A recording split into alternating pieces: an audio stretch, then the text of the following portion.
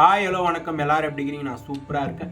இன்னைக்கு என்ன வீடியோன்னு பார்த்தா, நம்ம பெங்களூர் பக்கம் இருக்கிற பன்னார்கடா ஜூக்கு தான் போயிருந்தோம். நிஜமாவே வேற லெவல் பிளேஸு. ஏன்னு கேட்டிங்கன்னா, ஒன் டே ட்ரிப்பாக என்ஜாய் பண்ணுறதுக்கு தரமான ஒரு பிளேஸ். அதே சமயம் விலங்குகளை எல்லாத்தையும் நேரில் பார்க்குற வாய்ப்பு இருந்தால் மறக்காமல் விசிட் பண்ணி பாருங்கள்.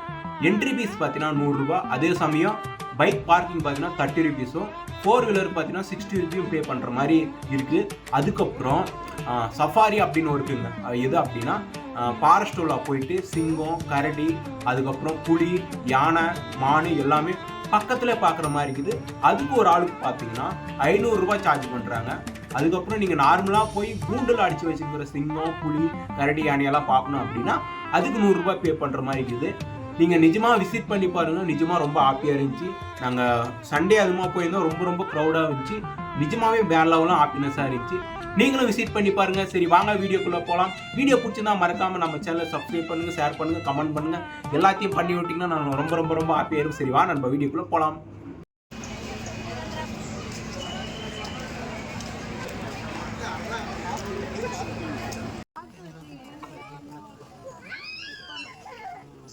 ₹100 என்ட்ரன்ஸ் ஃபீஸை கட்டிட்டு அதுக்கப்புறம் மேப்பை பார்த்துட்டு நாங்கள் அப்படியே ஜீப்ராவை பார்க்க வந்துட்டோம். ஜீப்ரா பார்க்குறதுக்கு சூப்பராக இருந்துச்சுங்க. அது பாட்டுக்கு நிச்சுக்கின்னு அப்படியே ஜாலியான வாழாட்டி இருந்துச்சு. அதுக்கப்புறம் பார்த்தீங்கன்னா சண்டே அதுவும் போயிருந்தோம். க்ரௌடுக்கு மேலே க்ரௌடு. அதுக்கப்புறம் இது பார்த்தீங்கன்னா இதுவும் ஒரு வகையான மானு. இது நேம் எங்களுக்கு தெரியலங்கப்பா. பார்த்தோம், ஆனால் நேம் என்னான்னு எங்களுக்கு தெரியல. அதுக்கப்புறம் இதெல்லாம் பார்த்துட்டு நாங்கள் அப்படியே ஜாலியாக உள்ளே போயிட்டு இருந்தோம். உள்ளே பார்த்தீங்கன்னா கூட்டம் எவ்வளவோ கூட்டங்க. நீங்களே பாருங்கள், சும்மா ஏகப்பட்ட கூட்டம் வந்துனே இருந்துச்சு. நாங்கள் இப்போ எதை பார்க்க போகிறோம் அப்படின்னு பார்த்தீங்கன்னா, புளியை பார்க்க தாங்க போகிறோம். புளி பார்த்தீங்கன்னா ஒரு கூண்டுக்கு 2 புளி இருந்துச்சு. பார்க்கறதுக்கு சும்மா வேற மாதிரி தரமாக இருந்துச்சு.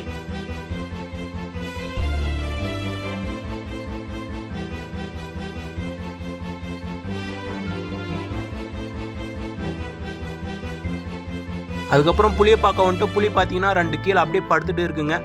அதுக்கப்புறம் ஒன்று உக்காந்துக்குது, ஒன்று படுத்துட்டு இருக்குது. புளி ஒன்றுத்துக்கு மட்டும் ஏதோ கால் அடிபட்டுருச்சுன்னு நினைக்கிறேன். அது ஒரு புளி பார்த்தீங்கன்னா நொண்டி நடந்துச்சு. என்னான்னு எங்களுக்கும் தெரியல. அதுக்கப்புறம் கேட்டதுக்கு ஏதோ ப்ராப்ளம் அப்படின்னாங்க. சரி, நாங்கள் எல்லாத்தையும் அப்படியே பார்த்து முடிச்சுட்டு மெதுவாக அப்படியே மூவ் பண்ணுங்க. புளியெல்லாம் பார்க்குறதுக்கு சும்மா டிஃப்ரெண்ட்டாக இருக்குங்க. படத்தில் பார்க்குறதுக்கும் நேரில் பார்க்குறதுக்கும் நிறைய டிஃப்ரெண்ட்டாக இருக்குது புளி. அதுக்கப்புறம் ஆமையை பார்க்க போயிருந்தோங்க. இந்த ஆமை ரொம்ப டிஃப்ரெண்ட்டாக இருந்துச்சு.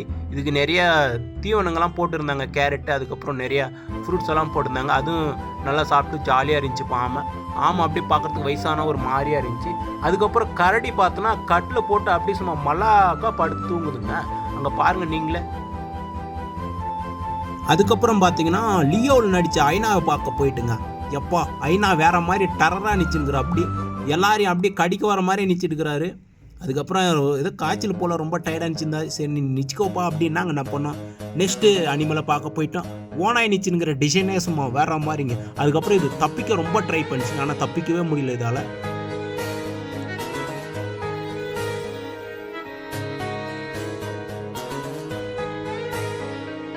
அதுக்கப்புறம் நீங்கள் ஜூக்குள்ளாவே போட் ஹவுஸ் ட்ரை பண்ணால் இது மறக்காமல் இதை ட்ரை பண்ணி பாருங்கள்.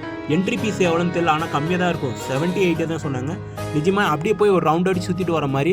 இதுவும் ஜாலியான ஒரு வைப்பு. அப்படியே அது மேலேருந்து சென்டராக தண்ணி குதிக்குள்ளே வேறு மாதிரி இருந்துச்சு. அதுக்கப்புறம் பார்த்தீங்கன்னா வெள்ளை கலரில் மயில் ஃபஸ்ட் டைம் பார்க்குறேன். வெள்ளை கலரில் மயில் இருக்குப்பா டிஃப்ரெண்ட்டாக. அதை நாங்கள் பார்த்து முடிச்சுட்டு அப்புறம் கருப்பு கலர் மயில் ஒன்று, வெள்ளை கலர் மயில் ஒன்று இருந்துச்சு. நாங்கள் அது டிஃப்ரெண்ட்டான ஒரு ஃபீலுங்க. அதை பார்க்கக்குள்ள எப்படி இருந்துச்சுன்னா ஒரு தேவதை மாதிரி இருந்துச்சு அந்த வெள்ளை கலர் மயில். நாங்கள் அதை அப்படி பார்த்துட்டு ஃபோட்டோ எடுத்துகிட்டு வீடியோ எடுத்துகிட்டு அதுக்கப்புறம் போயிட்டோம்.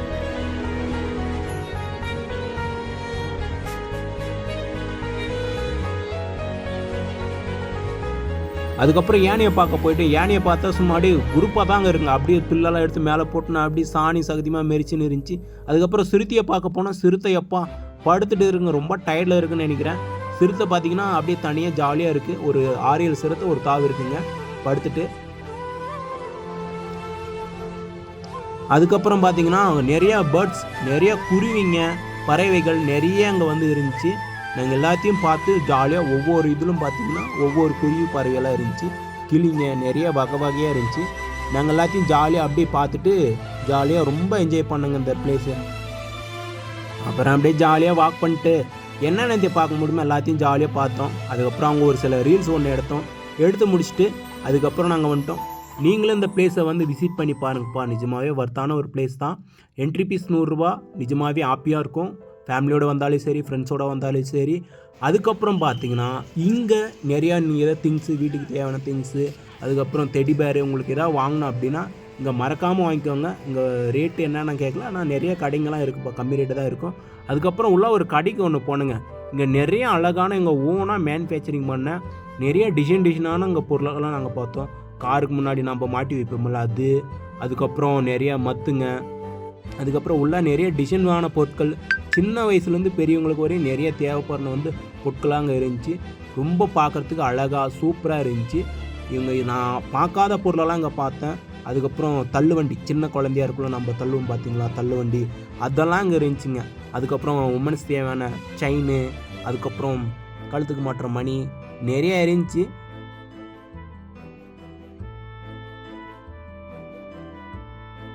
இவங்க மேனுஃபேக்சரிங் பண்ண ஒவ்வொரு மெட்டீரியலும் பார்த்தீங்கன்னா கொஞ்சம் குவாலிட்டியாகவும் அதே சமயம் ரொம்ப டிஃப்ரெண்ட்டாகவும் இருந்துச்சு. கப்பு எல்லா மெட்டீரியலுமே அவங்க டிஃப்ரெண்ட்டாக யூஸ் பண்ணியிருந்தாங்க. அதுக்கப்புறம் விநாயகர் சிலையெல்லாம் பார்க்கக்குள்ள ரொம்ப ரொம்ப சூப்பராக இருந்துச்சுங்க.